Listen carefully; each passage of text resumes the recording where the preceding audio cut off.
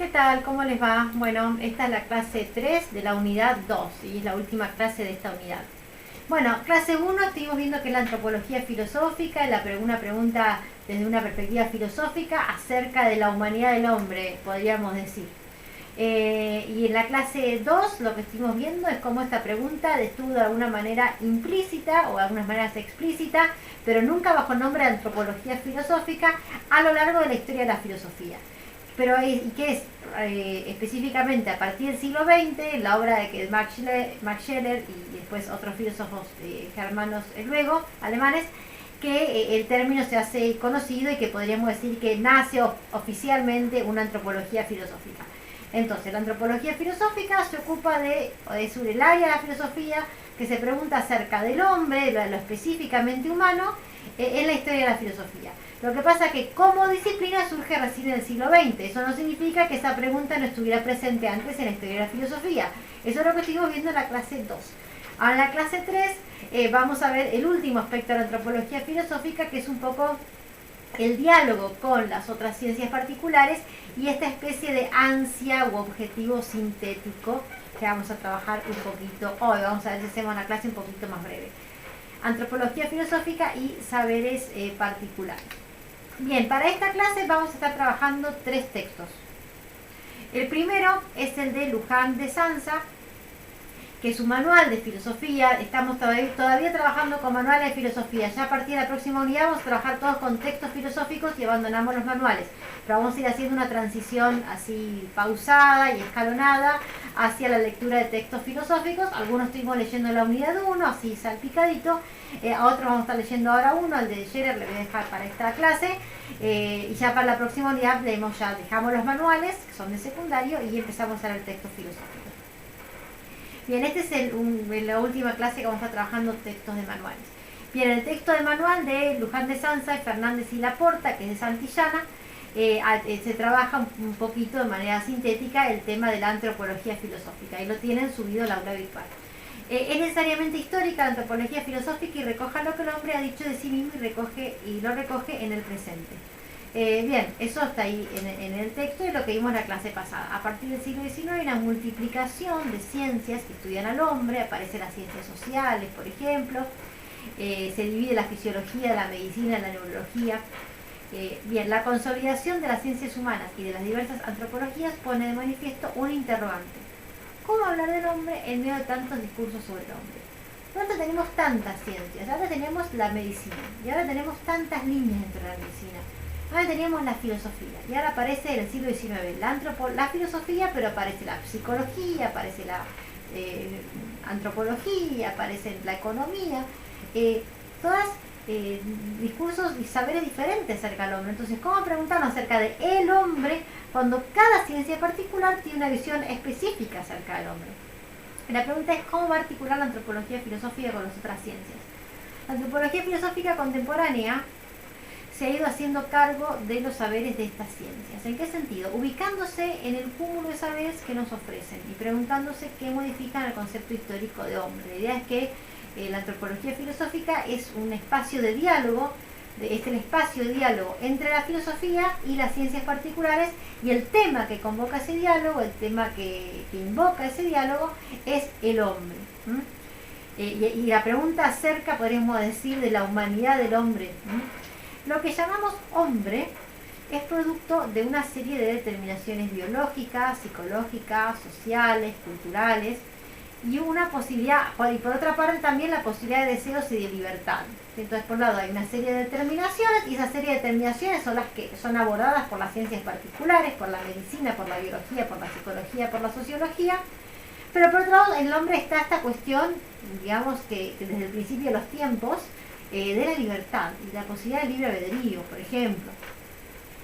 Mientras que las ciencias aportan cada vez más datos específicos respecto a tales determinaciones, a tales cosas que vienen de alguna manera a determinar y a acotar la libertad humana, la antropología filosófica reflexiona tratando de integrar estos datos. Y vamos a quedarnos con esta idea de que la antropología filosófica trata de integrar los datos de las diversas ciencias particulares.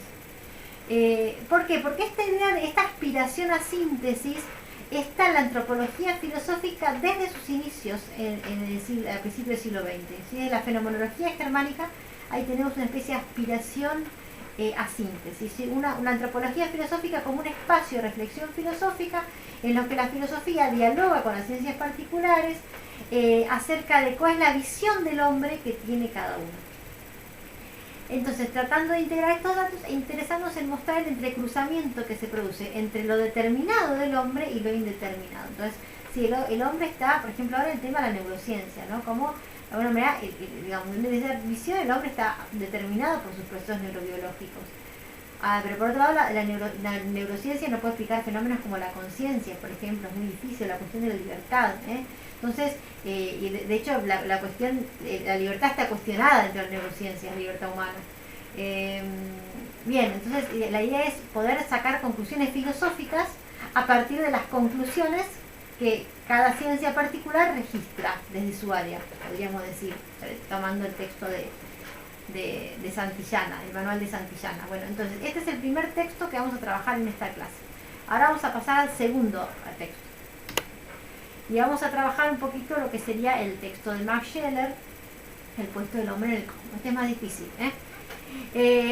Scheler trata de dar respuesta a cómo dar una interpretación del hombre habiendo tantos discursos del mismo. Fíjense que otra vez, o sea, terminamos el texto de Santillana, ahora abrimos el de Scheler. ¿Y por qué? Porque de alguna manera el de Santillana remite a esta visión de síntesis que tenía Max Scheler desde el principio. Desde la idea de fundar, podríamos decir, o iniciar, más que fundar, una antropología filosófica.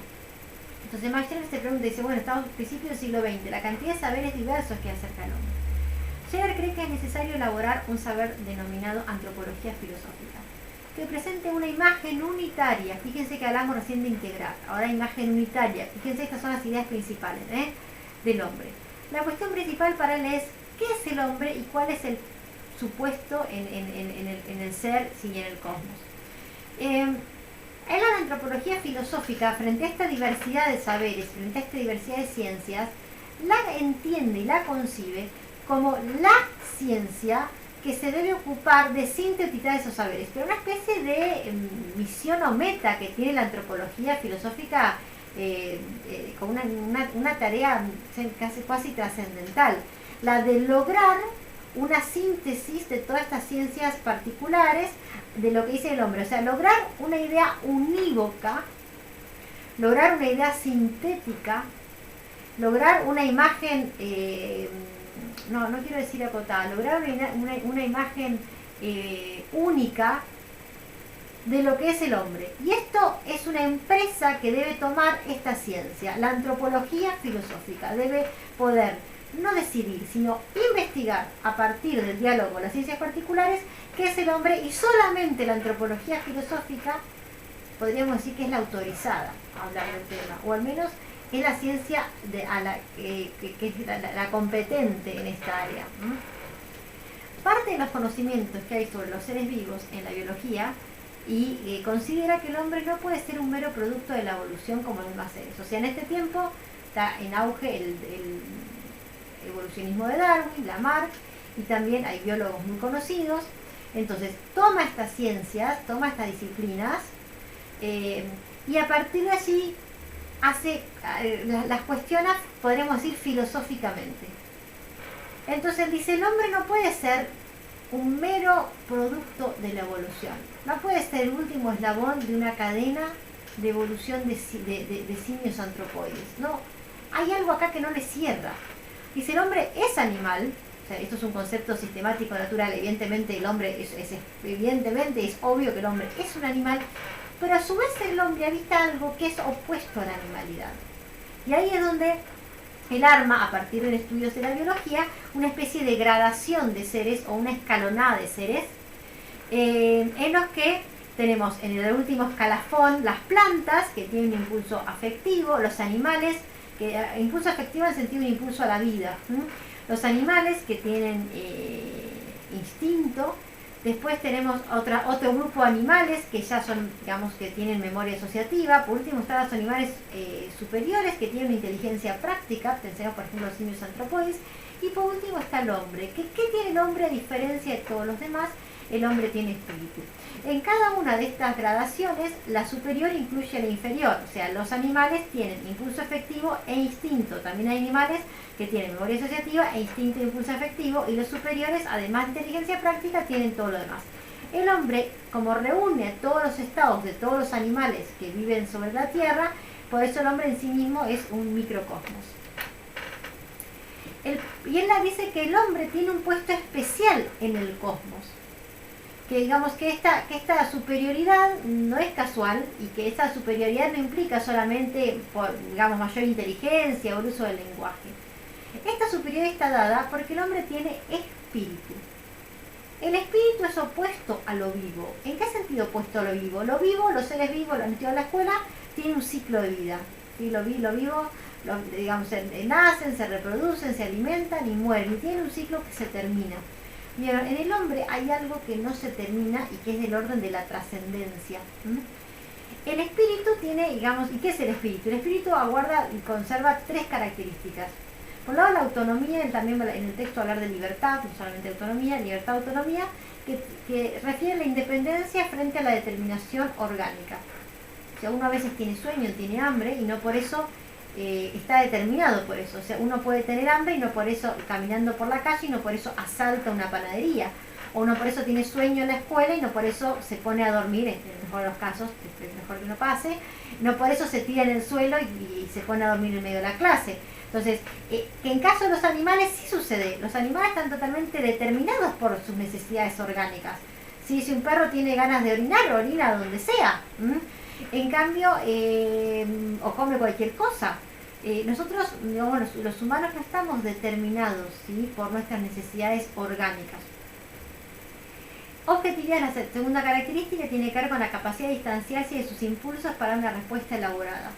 Tal vez uno tenga el impulso de defenderse frente a una ofensa, pero no por eso pegamos un golpe, mordemos o apuñalamos. Tenemos la capacidad de, como dicen ahora los psicólogos, de contar, de respirar y de buscar una respuesta más elaborada. No pasa lo mismo con los perros. Cuando un perro macho se acerca al área de otro perro macho, el perro dominante lo va a atacar. Y no hay nada que medie entre el impulso, ¿sí? También lo mismo a los animales, el impulso sexual, o el impulso de hambre, el impulso de la ira, o el miedo. Por ejemplo, cuando un animal tiene miedo, huye o ataca. Esas son las dos respuestas, o el freezing, son las tres respuestas fisiológicas. Y eso es lo único que puede hacer una persona, un animal. En cambio, las personas frente al miedo, ¿qué hacemos? Tenemos miedo, pero en vez de huir o atacar, decidimos afrontarlo de una manera elaborada. Por ejemplo, afrontar un examen, afrontar una entrevista de trabajo. Y decidimos por sobre nuestro impulso, que sería naturalmente huir. Entonces, en ese sentido, tenemos objetividad. Y por último, tenemos conciencia de sí, que es la capacidad de sabernos sujeto, somos conscientes de nosotros mismos y de los demás. Somos conscientes de que somos conscientes de que estamos, y somos conscientes de todas estas cosas. Y podemos tomarnos a nosotros mismos como objeto de estudio. Y sabemos que podemos ser sujetos y objetos de nosotros mismos. Yo puedo pensarme a mí mismo. Yo soy un sujeto pensante que me pienso a mí misma, como objeto de estudio que a su vez soy sujeto. Entonces, esta es conciencia de sí que evidentemente ni un caballo, ni una vaca, ni un perro lo tienen. Entonces, el hecho de tener espíritu implica que el hombre tiene libertad, objetividad y conciencia de sí. Y esto nos separa, podríamos decir, ónticamente o metafísicamente, del resto de los animales. Por eso no podemos ser un mero producto de la evolución. Evidentemente somos algo más. Les traje un extracto, no les dejé este paper para no hacer tan largo el tema de los materiales de la lectura. Este es un extracto de un artículo escrito por Sierra Mejía en la revista de la Universidad Nacional de Colombia. Me pareció, el artículo estaba interesante, casi se los dejo, estuve tentada, pero decidí últimamente que no, pero les dejé este extracto. Entonces dice, entendida como ontología regional, la antropología filosófica, y acá nos quedamos, está haciendo un análisis de Max Scheler. Es un autor que hace un análisis de Max Scheler, o sea, hace un análisis descriptivo y crítico. La antropología filosófica, pensando en la de Max Scheler, pretende proporcionar una imagen del ser humano que supere el relativismo común en el siglo XIX. O sea, una imagen unificadora. La idea de que la antropología filosófica, tiene Scheler, no sé, un discurso más. No sé, bueno, está la biología, la economía, la sociología, la psicología y la antropología filosófica.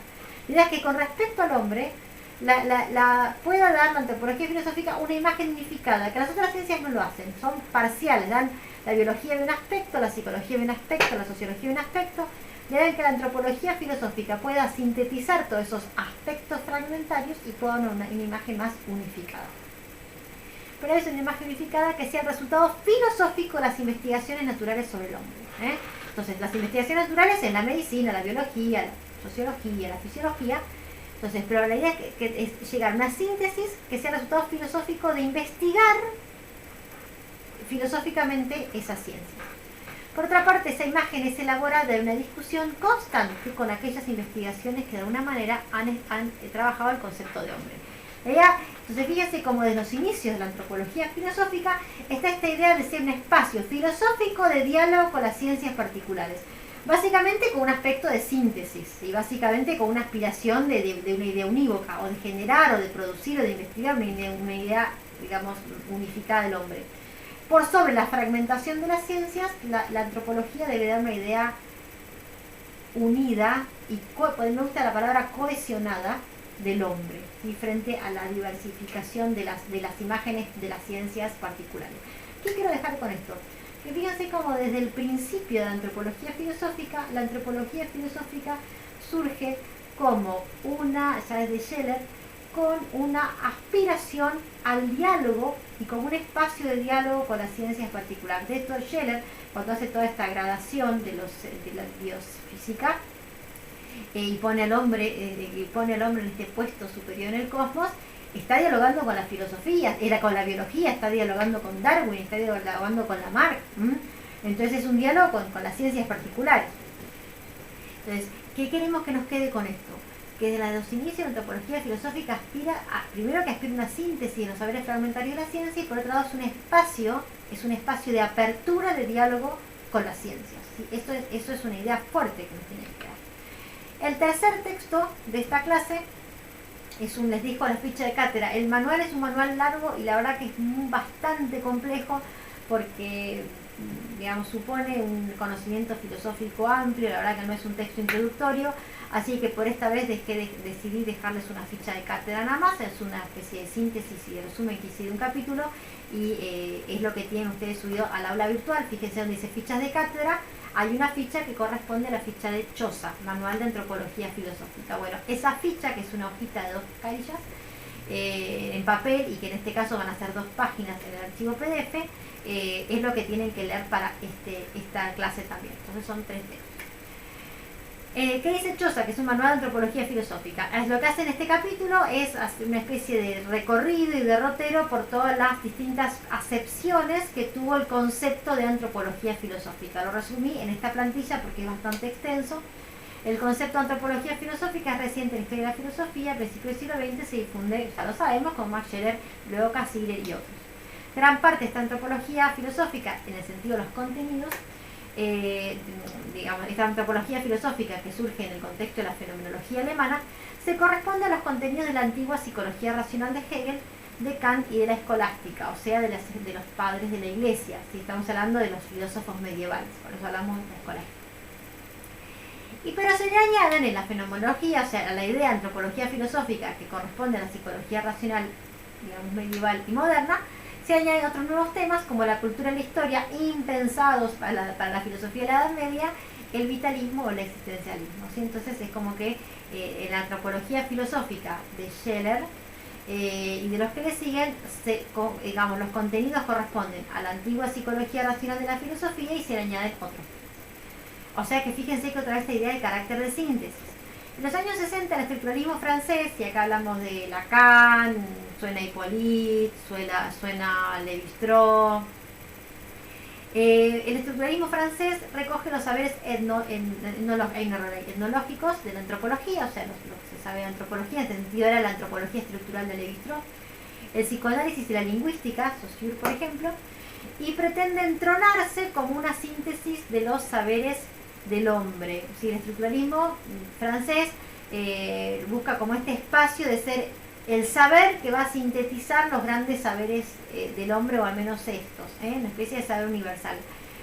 digamos, decae, bueno, también está Foucault acá un poco también, decae un tiempo, una década después, un poco más, como también en su momento lo hizo esta aspiración a síntesis de la fenomenología alemana, de Scheler, ¿no? Entonces durante un tiempo, digamos, tiene auge, pero bueno, estas ideas de esas aspiraciones un poco ambiciosas de ser síntesis y síntesis unívocas y cerradas respecto a un tema, y particularmente el del hombre, bueno, finalmente son empresas que no se perpetúan. Hoy las ciencias biológicas, las ciencias humanas, las ciencias sociales tienen todos desarrollos autónomos y heterogéneos frente al hombre, pero esos temas aparecen fragmentados e inabarcables. Esa puede ser entonces la tarea de la antropología filosófica. ¿Cuál? La idea de, otra vez, dice Choza, aspirar a una síntesis.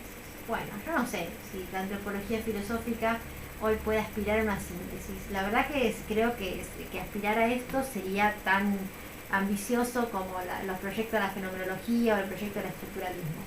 Y creo que no funcionaría. Porque es un tema que parecía ser que no se puede cerrar. Sí creo, y esto es a partir de lo que Choza trabaja, ustedes lo tienen en la ficha de cátedra, léanlo por favor, sí creo que la antropología filosófica hoy puede constituirse como un espacio de diálogo. No sé si como una síntesis acabada y que cierre finalmente lo que es el hombre a partir de los saberes particulares de las ciencias, pero siempre un espacio de diálogo. Es un espacio de diálogo donde la filosofía, podríamos decir, se sienta a tomar un café con la neurociencia, por ejemplo, donde la antropología filosófica se sienta a charlar sobre el hombre en una perspectiva filosófica con la economía, por ejemplo. Y creo que es una linda manera de pensar la antropología filosófica, ¿sí? Como un espacio de diálogo de la filosofía con las otras ciencias, donde el tema de la conversación va a ser el tema de lo humano y el hombre. La pregunta de qué es el hombre, o mucho más específicamente, quién es el hombre. Con esto vamos a cerrar la clase de hoy. Hay todo, como les dije otra vez, hay toda una perspectiva crítica de la antropología filosófica, de perspectivas como la de Agamben, Sloterdijk o Foucault. Nosotros no lo vamos a ver en la materia porque entiendo que para poder ver esas perspectivas hay que tener mucho conocimiento previo de la filosofía, y no es el caso, no es nuestro. Si les digo que hay, de hecho, filósofos como Sloterdijk o Agamben cuestionarían la idea de estar de una antropología filosófica, pero la antropología de alguna manera sería una ciencia humana que está a merced de las relaciones de poder, entonces no lo verían bien. Así que, pero digamos, no lo vamos a ver, si les quiero contar que podríamos verlo, pero lo vamos a dejar tal vez para más adelante, ¿sí? Que ustedes lo puedan ver en la universidad, si estudian filosofía o en otro espacio. Entiendo que demanda mucho más lecturas y no es el tiempo ni el momento, pero para que sepan que existe.